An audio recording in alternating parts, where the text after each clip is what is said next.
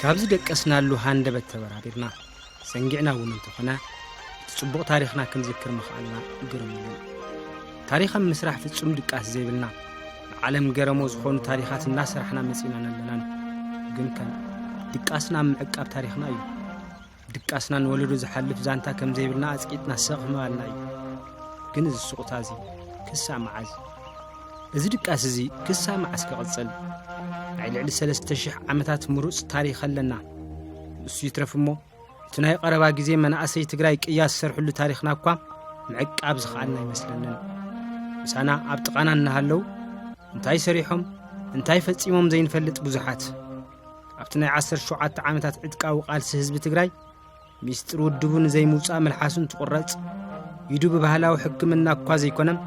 እንተኾነ ይኹን ብዛዓይነት ብጎዘሞን ትቆረጽ ጥንስቲ ሰበይቲ ዋዕሮ ተጋዳሊ ተብኪናት እንትትውዕል ብዙሕ ፍጻመታት ቃልሲ ህዝቢ ትግራይ እዚ ወለዱ ኣይፈልጦምን መን ከውርሶ መን ክነግሮ ሕዚ ግን ሃንደበት ካብ ድቃስና ተበራቢርና ኣለና መጽሓፍቲ ይጽሓፈለዉ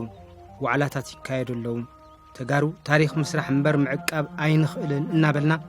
ብስቁታ ዘሕለፍናዮም ዘመናት በትናይ ሕዚ ወለዶ እናተሓሱ እዮም ተጋሩ ታሪኽ ምስራሕ ጥራሕ ዘይኮነስ ታሪኽ ምዕቃብ እውን ንኽእልና ታሪኽና ክንዕቀብ ዝኽርም 120 ዓመት ኩናት መተማ ናይ ዝኹናት እዚ መራሒ ንኽብሪ ዓዶም ስለ እቲ ንግስነቶም ከይተዓበዩ ወራርና ጸራረጉ እንሓምሸሹ ክቡር መስዋዕትነት ዝኸፈሉ ጀግና ንጉስ ነገዝ ኢትዮጵያ ራብዓይ ዮሐንስ ንዖም ንዝክር ኣለና ከም መልዕሊ ንሕና ቀድም ኢልና ብምስ ሚሊኒየም ተሓሒዝና ታሪኽ ናይ ዞም ጀግናና ሃፀይ ዮሐንስ ክንዝክር ከለና ከም ዝፍለጥ መጀመርያ ደረጃ ክረአ ዘለዎ ናይ ኩሎም ሓርበኛታት ናይ መተማ ሰማዕታት ኢና ንዝክር ስለዚ እዚ ዝኽሪ ዝኸውን ከዓ በዚ ሕልፊ ከም መናእሰይ እውን በዚ ወለደ እዚ ያጠንኪርዎ ተዘይኸይዱ ታሪኹ ተዘይፈሊጡ መሰረት ይብልናን ማለት እዩ ኣብ አዲስ አበባ ዝጀመርናዮ ዝተፈላለዩ ሚዲያታት ክትሓላለፍ ጌርና ኢና ዋና ነገር ግን እንታይ እዩ ዕላማ ዝብል እዩ ሓደ ቅሪት ኣካል ናይ ጃንሆይ ዮሐንስ ኣብ ካርቱም ዶርማን ሰብሃለ ወታል ተባሂል ዝእመን እሱ ተሃልዩ በትክክል በመንግስትናን በህዝብናን ጻዕሪ ክምለስ ክኽእል ኣለዎ ካልኣይ ሽሞም መጸውዕ ዝኸውን ሓወልቲ ክስራሓሎም ክኽእል ኣለዎ ሳልሳይ አደባባይ ክስራሓሎም ኣለዎ ኣብዚ ዕለት እዚኣ ኣብ ትግራይ ንፈለምታ ግዜ ንሃፀይ ዮሐንስ እንትንዝክር ቀንዲ ትኹረትና ንሓድነትን ሰላምን ኢትዮጵያ ክሳዕ ክንደየናይ ጉድስን ውፊን ከም ዝነበሩ በቲ ዝገበርዎ ዕዙዝ ኣስተዋጽኦ ንምዝካር ይብል ዶክተር ሰለሞን ዕንቋይ ዘስፈርዎ ጽሑፍ ወዝ ኸበርኩም ተኸታተልቲ ሰንበት ምሳና ንጉስ ነገስ ኢትዮጵያ ኣፀይ ዮሐንስ ራብዓይ ሎሚ ክንዝክሮም ጽሑፋት ክቐርቡ እዮም ከተማ መቐለም ካብ 1864 ክሳብ 1881 ዓመተ ምህረት ርእሰ ከተማ ሃገርና ኮይና ነይራ ድሕሪ ምንጋስ ሃፀይ ዮሐንስ ከተማነታ ሃገርና ንመቐለ ዝመጸ ኮይኑ ንኹሎም ማእኺሎም ንምግዛእ ዝገበርዎ ጻዕሪ بتدقاقامي كويناتن وراراتن زتعجب نيرم تاريخ كم زحبرو بوشتن وصان وررتي بزحص اقم زوصحهم زنبره ادمن قسنتهم كاب كينات ناب كينات كوين قصيليم عبيتي عاوتاتنا مزغبو وررت عرو خوينم دب هاجرم بصلا زيد فرو مرحي بزعبو منم سمعنا ينفلطن بشموم بكتما مقله بيت تمرت ሃፀይ ዮሐንስ ይጽዋዕ ካልግን እትን መቀለ ከም ሓድሩ ከለው ሰርሕዎ ቤተ መንግስቶም እንበር ብዛዕባ ሃፀይ ዮሐንስ ዘዘኻኽረና ነገር የለን ዶክተር ሰለሞን ዕንቋይ ነቲ ዋዕላ ዝኽሪ 120 ዓመት ኩናት መተማ መልኪቶም ዘስፈርዎ ጽሑፍ ነዚ ሐሳብና ዘራጉደልና እዩ መዘከርታ ኩናት ዓድዋ በብዓመት እንተነኽብር ሃፀይ ሃይለ ስላሴ ኩናት ማጨው ተሳቲፎም በማል ብደርፍታት እንትንዝክር ሃፀይ ዮሐንስ ኣብ ጉንደትን ጉርዓን ከምኡውን ኣብ መተማ ዝፈጸሙ ቅያን ጀግንነትን ግና ዝግብኦ ክብረ ይተዋሃበን ኣብ ኩናት ጉራዕ ዝወደቁ 5000 ሰራዊት ኢትዮጵያ ግብጽን ዘምፀው ጽኢት ኢትዮጵያ ግዛኣት ግብጽ ከይትኸውንን بكريستنا ሃይማኖት እምነታን ጸኒዓን ክትነብር ኣኽኢሉ ባይብል ጽሑፍ ከምኡውን ፕሮፌሰር ባህሩ ዘውዴ ኣብታ ሓጻር ታሪኽ ዘመናዊት ኢትዮጵያ ትብል መጽሓፎም ከም ዘስፈርዎ ዓወት ጉንደትን ጉራዕን ካብቲ ድሓር እተረኸበ ውሪ ኩናት ዓድዋ ብዝበለጸም ዓወት ነይሩ ጸረ ጣልያን ሰራዊት ሃፀይ ምኒልክ ዘካየድዎ ኩናት ሓድነታት ተረጋገጸ ኢትዮጵያና መርሕ እንትኾን ሃፀይ ዮሐንስ ንግብጽ ዝገጠምዋ ግን ኢትዮጵያና መርሕ እንትኾን ተኸፋፊላ ብዝነበረትሉ ግዜ ኮይኑ ውጽኢቱ እውን ካብቲ ድሕሪ 20 ዓመት እተገበረ ኩናት ዝበለጸ ነይሩ ነገር ካብ ስሩ ክኾን ሃፀይ ዮሐንስ መን እዮም ኢልና ጀሚርና ናብቲ ምድላዋት ዝኽሪ መተማ ክንሰግር ሃፀይ ዮሐንስ ብ1829 ዓመተ ምህረት 5 ሐምለ ካብ ኣቦኦም ሽም ተንቤን ምርጫን ካብ ኣዲኦም ወይዘሮ ስላስን ኣብ ተንቤን ማይባሃ ኣብ ዝተባሃለ ቁሸት እዮም ተወሊዶም ሃፀይ ዮሐንስ ቆልዕነቶም ኣብ ተንቤን ኣኽሱምን ሽዑ ኣማራጺ ኣብ ዘይነበረ መንፈሳዊ ትምህርቲ ኣትዮም ከም ተማሃሩ ብዙሓት ጸሓፍቲ ገሊጾም እዮም ገሊኦም ከም መጠን ወዲ መሳፍንቲ ምስቶም መምሃራኖም ምግቢ ተፈሊሎም ይመሃሩ ነይሮም ዝብል ሓሳብ ዝገልጹ እንትኾኑ እኳ ዝኾነ ናይ ቆሎ ተማሃሪ ይገብሮ ከም ዝነበረ ገዛን ገዛ እንዳኸዱ ምግቦም እንዳኣከቡ ይመሃሩ ነይሮም ዝብል ሰባት እውን ኣለዎም ነዚ መጠናኸሪ ዝኸውን ዳሕራይ ምስ ነገሱ ባዕሎም ኢሎምዎ ዝበሃል ተደጋጊሙ ብዓበይቲ ሰባት ዝንገር ዛንታ ቆልዑ ኣኽሱምን ጫንጫ ሓሰቦምንስ ከምኡ ኢሎም ዶ ኣለዉ ኢሎም ተዛሪቦም ዝብል ብዛዕባ ኣብቲ እዋን ትምህርቶም ዘጋጥሞም ተጋንፎ ምዝካሮም እዩ ኣብ ኣኽሱም ዳዊት ምስ ደገሙ ዲያቆን ንምዃን ዝነበሮም ድሌት ኣቋሪጾም ናብ ዓዲ ኣቦኦም ተንቤን ተመሊሶም ኣብኡ ድማ እቲ ዘበን ነቲ ካብናቶም ደረጃ ጉብዝናን ይጠልቦ ዝነበረ ብረት ፈቲሕኻ ምግጣምን ምትኳስን ኮነ ግላቦት ፈረስን ካልኦትን ተማሂሮም ሃፀይ ቴድሮስ ንደጃት ውቤ ኣብ ውግእ ዳራስጌ ስዒሮም ዕለት ለካቲት 5 1847 ዓመተ ምህረት ክነግሱ እንተለዉ ሃፀይ ዮሐንስ ወዲ 18 ዓመት እዮም ነይሮም ኣብ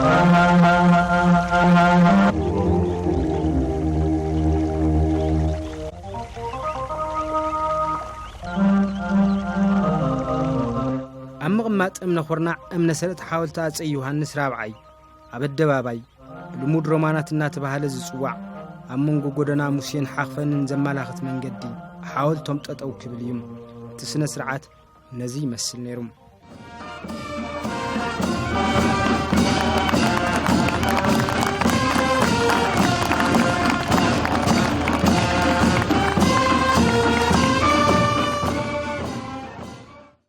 ኣባዓት ስልጣን ሓለዋ ከባቢ ኢትዮጵያ ዳይሬክተር ዝኾኑ ዶክተር ተወልደ ብርሃን ገብረዝጋብሔር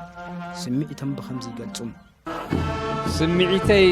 ናይ ብዙሕ ተሕጓስ እዩ ሃፀይ ዮሐንስ ካብ ዝዓርፉ 120 ዓመት ሓሊፉ ዝዓረፉሉ ከዓ ንዓዶም ክሕሉ ነዛ ሕዝብኒኣ ኢትዮጵያና ንኸርክቡና ግድን ኮይኑዎም ናይ ወፃእ ወረራ እንትምክቱ እዮም ክሳዕ ሎሚ ዓብዪ ሓወልቲ እንተይገበርና ምስና እውን ዘይግቡእ እዩ ኣቕድም ኣቢልና ክንገበረሎም ምተገበአ ነይሩ ካብ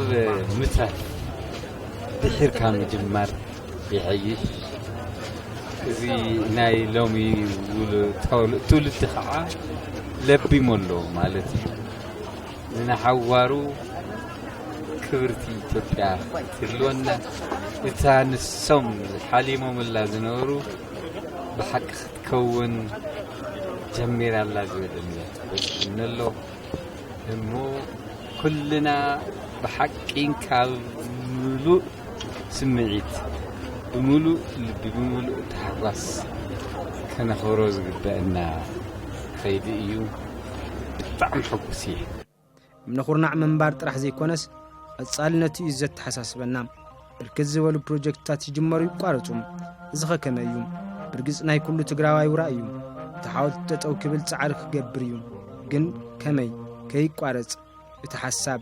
ይቋረጽ ዲኸውን አይቋረጽን ይለየ ተስፋ ዝገብር እንተይ ኮነ ሙሉ እምነት ክህልዎ ካይኽእል ንሶም ግን ህይወተይ ክቋረጽ ይሎም አይኮኑን ኢትዮጵያ ክዕብዩ ጀሚሮም ዝነበሩ ምቁራጽ ይካል ግን አይመስለኒ زلنا يوان ناي زوان ها زلو الصوعلو زلو بنزابه زلو فعلت كافتي بتنسوم زنور الوان زنبره طعم زحشه سلازونه اي قارص كل ايزل امنتله حزي نابداراش نخيدلنا ابداراش سماتات حاولتي كتما مقلم فلي زبلوا على اللو እናት خايده እዩ ካብ ሕልና ጸሎት ክንጅምር ንኹሎም ሰማዕታት ትግራይ ብሕልና ንዘክሮም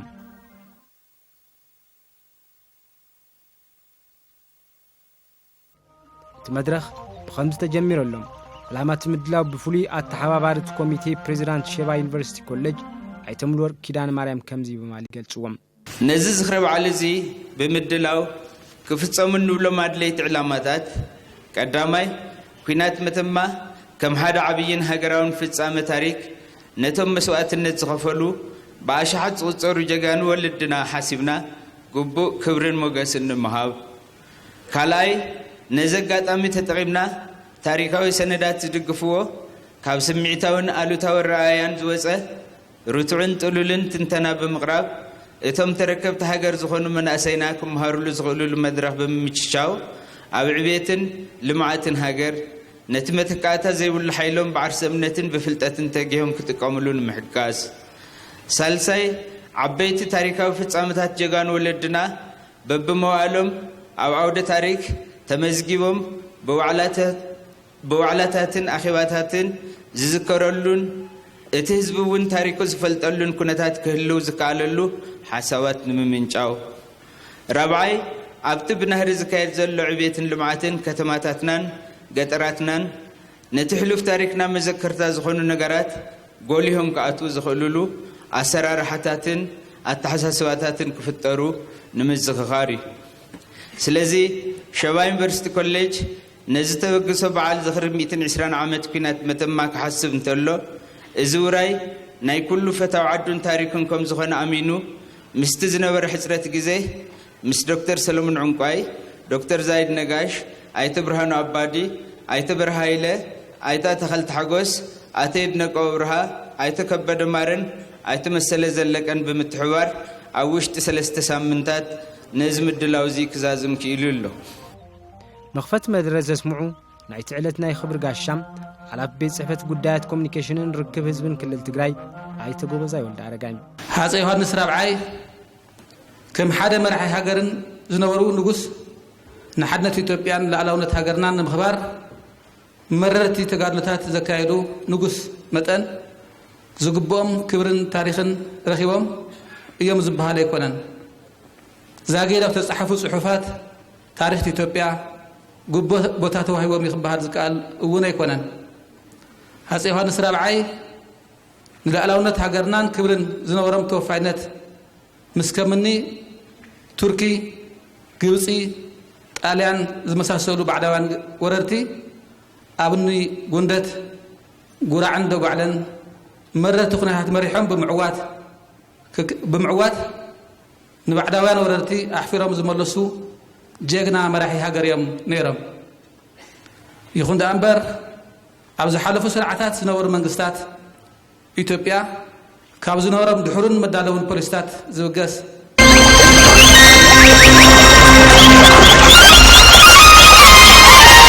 አሉላ ባነጋ ውሪ ናይ ኩናት መሐንዲስ ጥራይ ዘይኮነ ብሱልን በልሕን ፖለቲካ ዝነበረ መዳለውን ጨቋን ስርዓታት ብመሪ ተጋድሎታት ኢትዮጵያ ምስተለወጠ ብሔረሰባት ኢትዮጵያ ኣብ ናይ ሃገርና ፖለቲካውን ኢኮኖሚያውን ጉዳያት ማዕረ ተሳታፍነትን ተጠቃምነትን ዘረጋግጽ ሁኔታት ተፈጢሩ ኣሎ ታሪኾምን ባህሎምን ቋንቋምን ምዕባል ማዕረ አፍልጦ ንኽረክብ ንምግባርን ዝተማቻቸ ሁኔታት ተፈጢሩ ኣሎ ከም ናይዚ ለውጥታት እዚ ኣካል ኮይኑ ድማ እንሆ ድሕሪ 120 ዓመታት ንኽቡር መስዋዕቲ ሃፀይ ዮሐንስን ካልኦት ሰማዕታት መተማን ክንዝክር ክንተኣኻኸብ በቂዕና ኣለና ታይና ንዝክር ዘለና መራሕት መድረኽ ነትዕለት ከመይ ክንዝክሮ ከም ዝግበና በኸምዚ ገልጽዎ ነይሩ ጋቢት 1881 ዓመተ ምህረት ኩናት መተማ ተወልዑ እላፍ አጋር ሰራዊትን ፈረሰኛን ዘልዕሎ ዶሮና ከቢድ አወራግ መፈጢሩ ምድረ ሰማይ ሽቅጥ በለት ድምጺ ጠያይቲ ባረ ሓዊ ኩሉ መዘዛት ኩናት ወሲኽዎ ሲኦል ኣብ መሬት ተጋህደት ንኢትዮጵያ አይነልክ እንዝበሩ ጀጋን ወለድና ዕርድታት ጸላኢ እናደራዓሙ ንቅድሜት ገስገሱ ሰራዊት ኢትዮጵያ ኣብ ልዕሊ ድርቡሽ ልዕልነት ረጋጊጹ ኣብ ጫፍ ዓወት በጽሒው ባንዴርኡ ከንበልብል ሓቀነ ይኹን እምበር ኣብ ኣጋ መኽፋት ማዕድ ዓወት ሃፀይ ዮሐንስ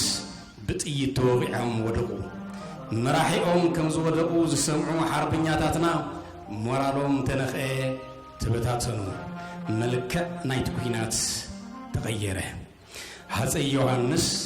ኣብ ብዙሓት ዓውድታት ኩናት ፀረ ወረርትን ዓመፅትን ገጢሞም እናተዓወቱ መፅኦም ኣብ መተማ እውን ከምኡ እናመከቱ ተሰዊኦም ወዲቖም ሃፀይ ዮሐንስ መተማን ድሕሪ መተማ ትግራይን ከምኡውን ሃፀይ ዮሐንስ ኣብ ምጥንኻርን ምሕላውን ሓድነት ኢትዮጵያ ዝብሉ ጽሑፋት ቀሪቦም እዮም ተረሲዑ ዝነበረ በዓል ከነኽብር ተጸዊዐ ኣብዚ መዛተይ ኮይነ ትቕመጥ ብጣዕሚ ሕጉስ እየ ሕዚ